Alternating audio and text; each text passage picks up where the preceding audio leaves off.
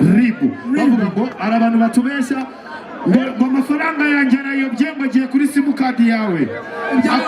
Sibajya bababwira, sibajya bababeshya ngo tuhereze amafaranga ngo tugusengere, barabazonze ngo barabastresheje ngo tugurishe ngo gurisha ngo ayo matungo yawe ngo nagafu ngo asengeye ngo nayo mafaranga uyatange nta mugisha afite, ngo turagusengera ngo ubone ibi n'ibi nagari ibyo makenga sibyo.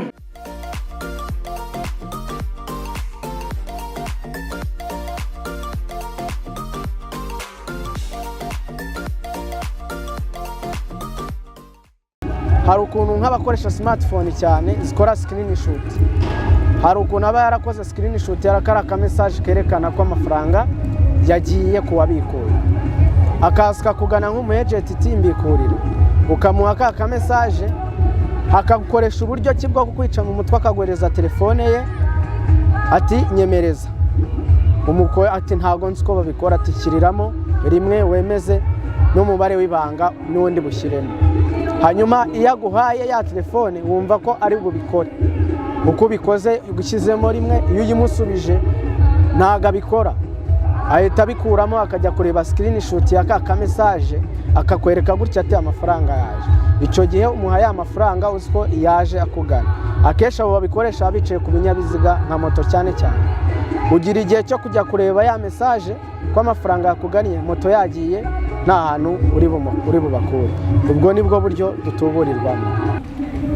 Mu mwaka washize yaraje ari mu modoka araparika kubera ko nkorera ku muhanda, arambwira ngo ino mbikurire, ndagenda arabisaba nk'uko bisanzwe, anyereka ka SMS nanjye ndakamwoherereza message iraza nk'iyo dusanzwe tubona.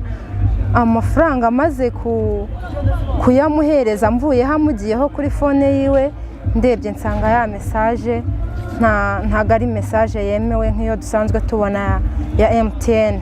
Amafaranga barayajyanye, duhura nabo kenshi.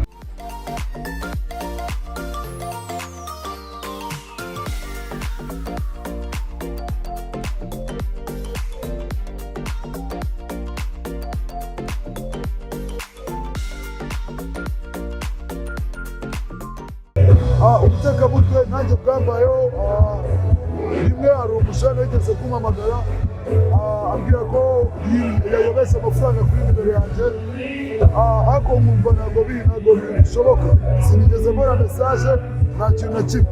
Yego nari ndi muri stress, ariko natekereza kabiri nari gushiduka umuhaye ku mafaranga nari mfite, kuko yari ari kuneka umutwe, ariko nabwo nari sure yuko ayo mafaranga yayohereje. Narashishoje ndeba balance nsanga amafaranga nari mfiteho nta kiyongeyeho nta n'icyavuyeho.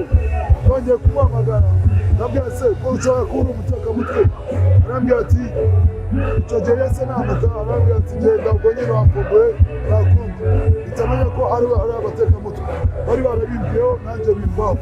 Rero umunyarwanda wese aho uri, niyo waba utari mu Rwanda no hanze y'u Rwanda, umutekamutwe bafashe indi ntera.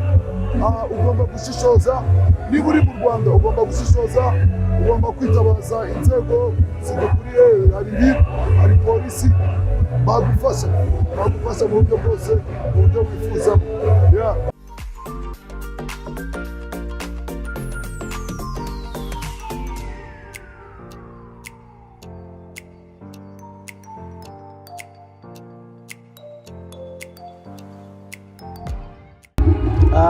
Inama nagira abagenzi banjye nuko igihe agiye kubikurira umukiriya abagomba kubanza akabaza umukiriya amafaranga ingano yayo akeneye kubikuza.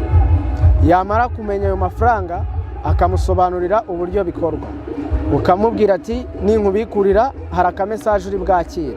Ako ka message kariho umubare rimwe, hirya yaho haba hari umubare w'amafaranga wasabye kubikuza. Mbere yuko kandi iyo rimwe banza urebe ko ariyo mafaranga wamubwiye kubikura, numara kubibona ubone kwemezamo rimwe. Hanyuma ikindi cya kabiri nuko umagent mbere yuko wamuhereza ya mafaranga nabanze kureba balance yiwe ko yahindutse ku mafaranga yari afite mbere yuko umukiriya aza, hanyuma na nyuma arebe message ko ije yanditse mu mazina y'umukiriya waje kubikuza.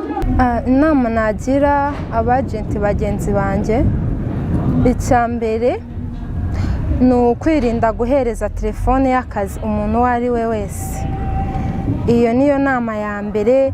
Kwa kundi umuntu aza ngo amayinite zana se mpamagare runaka ugahita umuhereza telefone y'akazi ya direkita, ako kanya abazi umubare wawe w'ibanga ahita ayiyoherereza kuko baba babihakinze, ahita yiyohereza ku kanya waba ufiteho nk'ijana ugasanga ahise aritwara.